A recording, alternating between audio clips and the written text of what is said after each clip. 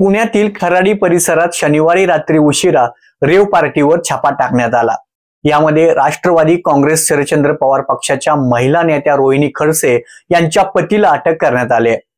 खराडीतील एका फ्लॅटमध्ये rave party सुरू असल्याची माहिती पोलिसांना मिळाली आणि त्या माहितीनुसार पोलिसांनी छापा टाकला असता पार्टीत अंमली पदार्थ म्हणजे दारू आणि हुक्का असे पदार्थ आढळून आले।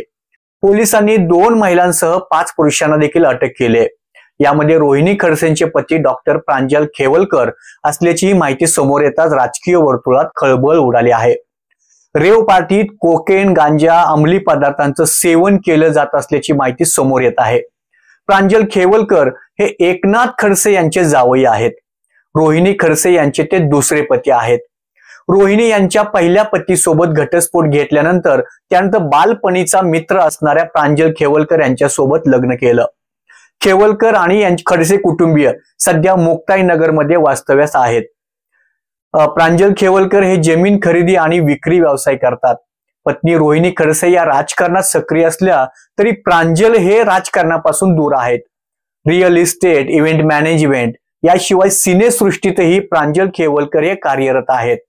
याशिवाय त्यांच्या नावे एक ट्रॅव्हल्स कंपनी असल्याचंही सांगण्यात येतंय। प्रांजल खेवलकर याआधीही वादात अडकले होते। त्यांनी सोनाटा लिमोझिन नावाच्या आलिशान कार विकत घेतली होती, मात्र या कारची नोंदणी चुकीच्या पद्धतीने केल्याचा आरोप त्यांच्यावर झाला होता। लिमोझिन कारला पासिंग मिळालं होतं, पण ती हलक्या वाहनाच्या श्रेणीत नोंद केली होती। तसंच अँबॅसेडर लिमोझिन कार शिवाय इतर लिमोझिन कारना देशात परवाना नसल्याचा दावा तेव्हा सामाजिक कार्यकर्ते अंजली दमानिया यांनी केला होता। रेव पार्टी छापा टाकल्यानंतर आता पोलिसांनी रोहिणी खडसेंच्या हडपसर इथे बंगल्यावर देखील धाड टाकले।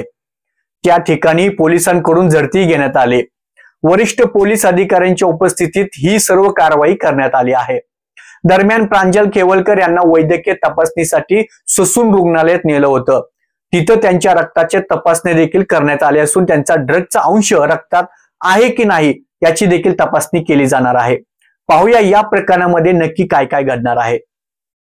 तोपर्यंत पाहत राहा न्यूज इंडिया मराठी।